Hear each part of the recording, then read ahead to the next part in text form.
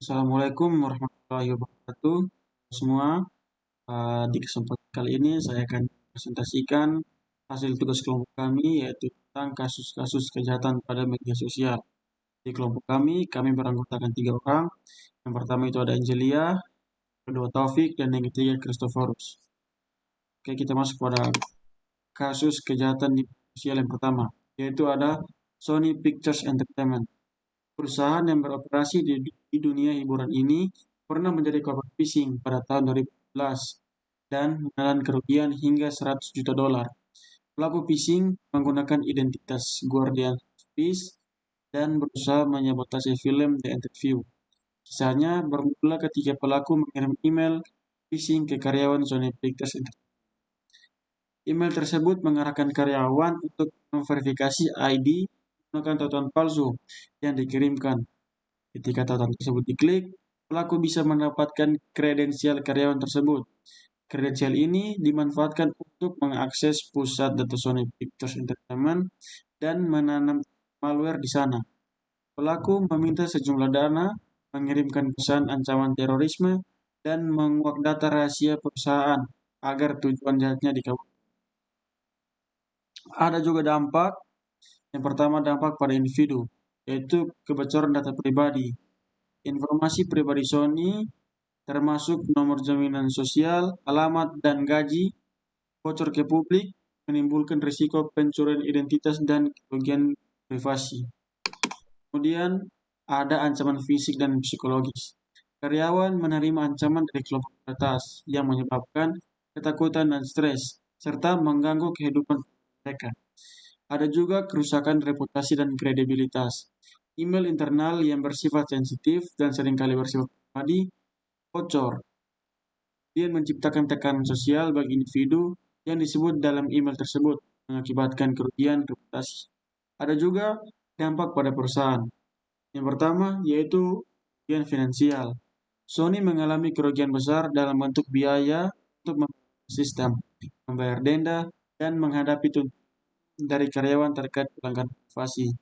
Kemudian ada kerusakan reputasi. Perusahaan dipandang tidak mampu menjaga keamanan data, yang berdampak negatif pada kepercayaan publik, mitra bisnis, dan calon karyawan. Gangguan operasional. Serangan tersebut menyebabkan gangguan besar dalam operasional harian Sony sehingga mereka harus menutup sistem sementara waktu untuk pemulihan, yang berdampak pada produktivitas dan penundaan proyek. Kemudian ada penurunan modal karyawan. Ancaman langsung pada karyawan dan kebocoran informasi internal menciptakan lingkungan kerja yang penuh tekanan, berdampak pada moral dan motivasi karyawan. Kemudian ada juga dampak pertama, tegangan diplomatik. Kasus ini meningkatkan ketegangan antara Amerika Serikat dan Korea Utara, karena Amerika Serikat menuduh Korea Utara berada di balik serangan ini. Tuduhan ini menambah gesekan pada hubungan internasional dan menyebabkan Amerika Serikat mempertimbangkan saksi lebih lanjut. Kemudian ada juga keamanan nasional. Kasus ini menggarisbawahi risiko peretasan terhadap perusahaan Amerika Serikat oleh pihak asing, meningkatkan fokus pemerintah Amerika Serikat pada perlindungan cyber sebagai bagian dari keamanan nasional. Kemudian ada percepatan regulasi keamanan cyber. Pemerintah Amerika terdorong untuk memperketat regulasi terkait keamanan cyber pada perusahaan yang menyimpan data sensitif, serta meningkatkan kerjasama antar sektor publik dan swasta untuk mencegah serangan serupa di masa depan. Kemudian juga ada modus. Peretas yang dikenal sebagai Guardians of Peace atau GOP mengakses jaringan internal Sony, mencuri data sensitif, dan memasang malware dan untuk menghancurkan file. Mereka kemudian membutuhkan data ini secara online dan meminta Sony membatalkan perilisan film The Interview yang menggambarkan Korea Utara secara negatif. Kemudian ada juga pelaku. Investigasi menunjukkan bahwa peretasan ini terkait dengan Korea Utara, meskipun beberapa pakar keamanan cyber melakukan keterlibatan langsung pemerintah Korea Utara. Ada kemungkinan bahwa peretasan dilakukan oleh atau kelompok yang ingin mendukung agenda Korea Utara. Yang terakhir, ada kerugian. Kerugian finansial Sony diperkirakan mencapai jutaan dolar, cakup biaya pemulihan sistem, serta kompensasi bagi karyawan yang datanya dibocorkan. Selain itu, ada kerugian jangka panjang dalam bentuk rusaknya reputasi dan kepercayaan sistem keamanan Sony.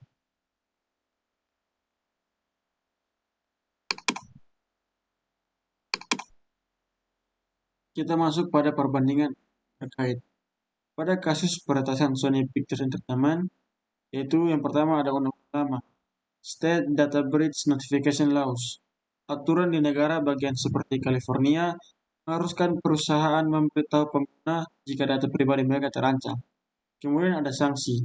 Perusahaan seringkali hanya terkena penalti finansial yang relatif kecil tanpa ada sanksi federal yang luas untuk pelanggaran data. Kelebihan pada undang-undang lama yaitu memaksa perusahaan untuk memberitahu jika data mereka terancam yang memberi konsumen awal. Kekurangannya, tidak ada sanksi yang komprehensif atau standar yang mengatur bagaimana perusahaan harus melindungi data pribadi secara umum. Ada juga undang-undang baru atau CCPA dan CDPSA. Yang pertama ada ruang lingkup. CCPA berlaku di California dan mencakup semua bentuk data pribadi yang disimpan oleh perusahaan. Sementara CDPSA, jika disahkan, akan mengatur perlindungan data di tingkat federal. Sanksi undang-undang baru, denda hingga $7.500 per pelanggaran data dalam CCPA, serta denda besar untuk pelanggaran serius di bawah CDPSA. Kelebihan undang-undang baru yaitu hak konsumen lebih kuat. Konsumen hak untuk mengakses, menghapus, atau menolak penggunaan data mereka. Kekurangannya terbatas di beberapa negara bagian, seperti CCPA yang hanya berlaku di California dan perusahaan kecil terbebani dengan biaya keempat. Baik, untuk kasus yang kedua, yaitu peretasan aplikasi tes COVID-19.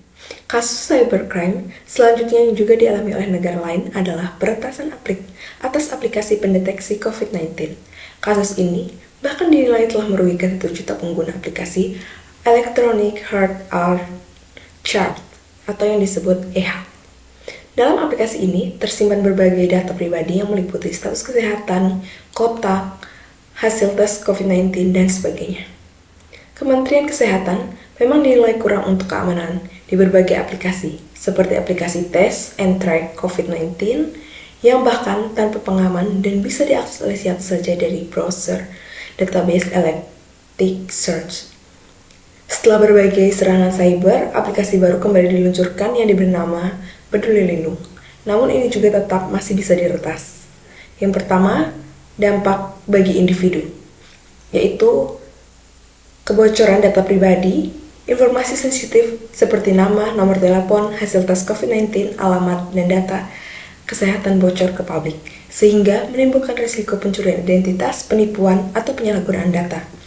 Berikutnya, kehilangan kepercayaan. Pengguna menjadi khawatir menggunakan aplikasi kesehatan pemerintahan atau swasta karena risiko kebocoran data pribadi mereka, yang dapat mengurangi kepatuhan terhadap aplikasi-aplikasi ini. Yang selanjutnya, dampak bagi psikologis. Individu yang datanya bocor mengalami kecemasan terkait potensi penyalahgunaan data mereka yang menimbulkan ketidaknyamanan dan stres. Dampak bagi perusahaan, yaitu meliputi kerugian finansial. Perusahaan yang bertanggung jawab atas aplikasi tersebut mengalami kerugian besar, baik dari segi biaya, pemulihan sistem, tuntutan hukum, atau kompensasi terhadap pengguna. Selanjutnya, kerusakan bagi reputasi. Reputasi perusahaan atau instansi yang mengelola aplikasi tes COVID-19 rusak, sehingga pengguna merasa tidak aman menggunakan layanan tersebut yang tidak mengurangi adopsi aplikasi ini di masa depan. Selanjutnya, gangguan operasional. Peretasan menyebabkan perusahaan harus menutup sementara atau memperbarui sistem yang mengganggu operasional dan menurunkan efektivitas layanan kesehatan yang disediakan. Dampak bagi negara, yaitu yang pertama, kehilangan kepercayaan publik. Kepercayaan masyarakat terhadap kemampuan pemerintah dalam melindungi data sensitif warganya berkurang. Hal ini bisa menyambut upaya pelacak COVID-19 dan manajemen pandemi. Yang kedua, risiko keamanan nasional. Kebocoran data sensitif, warga dapat digunakan oleh pihak asing atau penjahat cyber yang melancarkan serangan yang lebih besar seperti spionage atau serangan cyber terkoordinasi yang menyasar infrastruktur kesehatan. Yang ketiga, biaya pemulihan dan penguatan sistem keamanan cyber. Pemerintah harus mengeluarkan dana tambahan untuk meningkatkan keamanan cyber dan mencegah kebocoran data serupa di masa mendatang. Modusnya, peretas mengeksploitasi kerentanan keamanan dalam aplikasi atau sistem server aplikasi tes COVID-19 untuk mengakses dan mencuri data sensitif pengguna. Modus yang umum adalah serangan SQL injection, brute force pada akun yang lemah, atau penggunaan malware untuk menyusup ke jaringan. Bagi pelaku, bisa berupa peretas, individu, kelompok kriminal cyber, atau bahkan negara yang memiliki kepentingan dalam memperoleh data sensitif. Dalam beberapa kasus, aktor yang diduga kuat adalah kelompok kriminal cyber yang ingin menjual data di pasar gelap atau menggunakannya untuk pemerasan. Kemudian kerugiannya. Yang pertama, finansial. Pemerintah atau perusahaan terlibat harus mengeluarkan biaya besar untuk pemeliharaan sistem, memberi kompensasi, dan meningkatkan keamanan. Bagi reputasi, kepercayaan publik menurun, sehingga masyarakat enggan menggunakan aplikasi yang serupa di masa depan. Bagi gangguan kesehatan publik, jika aplikasi yang diretas adalah COVID-19 utama, peretasan ini dapat menghambat pelacakan dan pengelolaan pandemi yang berpotensi meningkatkan penularan. Selanjutnya, perbandingan undang-undang terkait kasus peretasan aplikasi tes COVID-19. Untuk undang-undang lama, yang pertama ada HIPAA. Di Amerika Serikat, HIPAA melindungi informasi kesehatan yang disimpan oleh institusi kesehatan, namun tidak semua data aplikasi kesehatan dicakup. Yang kedua ada State Bird Laws. Beberapa negara bagian juga memiliki aturan pelanggaran data untuk melindungi data sensitif pengguna. Yang ketiga ada sanksi. HIPAA memberikan penalti bagi pelanggaran dan menyebabkan bocoran data kesehatan, tetapi terbatas hanya pada entitas yang langsung terkait dengan sektor kesehatan. Untuk kelebihannya, memiliki aturan khusus untuk data kesehatan yang melindungi data kesehatan pengguna di fasilitas medis. Untuk kekurangannya, tidak mencakup semua aplikasi kesehatan atau perusahaan yang mengelola data kesehatan, hanya berlaku di institusi tertentu. Undang-undang baru atau CCPA dan GDPR. Yang pertama ada ruang lingkup. GDPR berlaku untuk perusahaan yang menyimpan data pengguna di Uni Eropa, termasuk data kesehatan. CCPA juga memberikan hak yang luas kepada konsumen, termasuk hak untuk tahu, hapus, dan kontrol akses data. Untuk sanksi, GDPR memungkinkan denda hingga 4% dari pendapatan tahunan global perusahaan yang memberikan disensitif finansial kuat untuk melindungi data pengguna. Untuk kelebihannya, memberikan perlindungan yang kuat untuk data kesehatan, termasuk data yang dikumpulkan oleh perusahaan kesehatan. Untuk kekurangannya, peraturan GDPR hanya berlaku di UA, sehingga data pengguna di negara-negara lain mungkin kurang terlindungi. Kasus ketiga, child grooming. Child grooming yang terjadi di game online ini terjadi ketika pelaku berkenalan dengan anak, membelikan diamond atau sejumlah benda yang disediakan game online untuk memancing percakapan hingga meminta kontak pribadi anak. Dengan perlakuan tersebut, anak menganggap bahwa pelaku adalah sosok istimewa karena dapat mengerti dan memahami anak, menjadi teman berbicara dan menjaga rahasia. Para pelaku biasa menggunakan akun palsu dengan foto profil menarik. Dampak pada individu, trauma psikologis.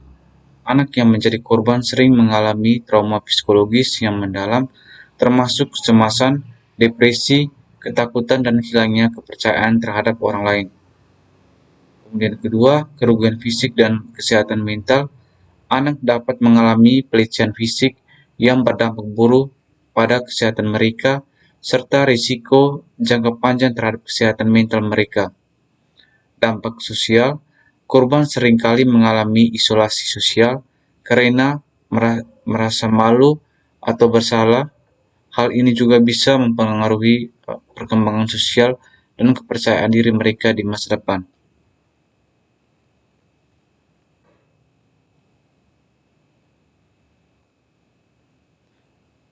Kemudian kedua, dampak perusahaan atau platform media sosial atau aplikasi chatting. Pertama, kerugian reputasi.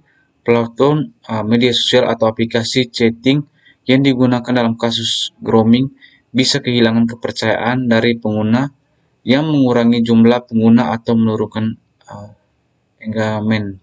Kemudian kedua, biaya keamanan tambahan. Platform harus meningkatkan langkah-langkah keamanan seperti mempekerjakan lebih banyak moderator atau menggunakan teknologi deteksi otomatis untuk mencegah kasus serupa di masa mendatang.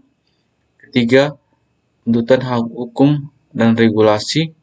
Perusahaan yang tidak memiliki langkah perlindungan yang memadai bisa menghadapi tuntutan hukum dari keluarga korban atau sanksi dari regulator berwenang. Ketiga, dampak pada negara.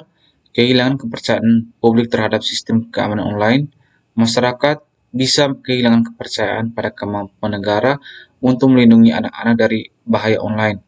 Kemudian kedua, peningkatan biaya penegakan hukum dan pengawasan. Negara harus mengeluarkan lebih banyak dana untuk memberantas kasus child grooming, termasuk biaya untuk pelatih polisi cyber, menyelidiki kasus, dan dukungan rehabilitas bagi korban. Ketiga, desakan untuk meningkatkan regulasi internet. Pemerintah sering mendapat tekanan untuk menerapkan regulasi lebih ketat pada platform online agar lebih aman bagi anak-anak, termasuk kebijakan perlindungan data yang lebih ketat dan aturan pencegahan eksploitasi. 4. Modus child grooming biasanya dimulai dengan perkenalan dan pembentukan hubungan antara pelaku dan korban melalui platform media sosial, game online, ataupun aplikasi chatting. Pelaku seringkali berpura-pura menjadi teman sebaya atau seorang yang dapat dipercaya, kemudian perlahan-lahan membangun hubungan emosional dengan korban. Setelah kepercayaan diperoleh, pelaku dapat meminta foto atau informasi pribadi korban dan berpotensi melakukan ancaman atau pemerasan untuk mendapatkan kendali lebih lanjut atas korban. Kelima, pelaku child grooming biasanya adalah individu atau kelompok yang memiliki niat untuk mengeksploitasi anak-anak. Mereka mungkin merupakan predator seksual, anggota jaringan eksploitasi anak, atau orang yang berusaha melakukan pemerasan. Keenam, kerugian psikolog dan fisik pada korban. Anak-anak yang menjadi korban menderita kerugian jangka panjang baik secara mental maupun fisik yang membutuhkan dukungan psikologis dan medis. Kerugian finansial pada keluarga dan pemerintah. Keluarga korban seringkali membutuhkan bantuan untuk pembelian anak, sementara pemerintah harus menanggung biaya penegakan hukum dan rehabilitasi korban. Kerugian reputasi pada platform online. Platform yang digunakan oleh pelaku child grooming bisa kehilangan pengguna dan menghadapi tuntutan hukum, serta hukum mengeluarkan biaya lebih lanjut untuk keamanan. Perbandingan undang-undang terkait kasus child grooming, undang-undang lama, Child Online Privacy Protection (ACT) atau COPPA, berlaku untuk perlindungan anak di bawah 13 tahun di Amerika Serikat, mengatur pengumpulan data pribadi anak-anak oleh situs web dan aplikasi. Sanksi, COPPA memberikan penalti finansial kepada perusahaan yang tidak melindungi data anak sesuai aturan. Kelebihan, memberikan perlindungan khusus untuk anak-anak yang menjadi kelompok paling rentan terhadap kejahatan online. Kekurangannya, batasan usia pada KOPA berarti remaja di atas 13 tahun kurang terlindungi dan pengawasan hanya terbatas pada platform yang dikhususkan untuk anak-anak. Undang-undang baru ruang lingkup CCPA memperluas hak privasi data anak di California, sementara undang-undang seperti Online Services Act di beberapa negara mulai memberikan regulasi ketat pada platform online terkait keamanan anak. Sanksi undang-undang seperti CCPA memungkinkan tuntutan finansial yang lebih besar terhadap perusahaan yang gagal melindungi data anak. Kelebihannya, memberikan pengawasan yang lebih ketat kepada perusahaan dan meninggalkan kewajiban perlindungan data anak di platform online. Kurangnya, masih terbatas pada beberapa negara bagian atau negara tertentu, sementara sebagian besar platform beroperasi di lintas negara.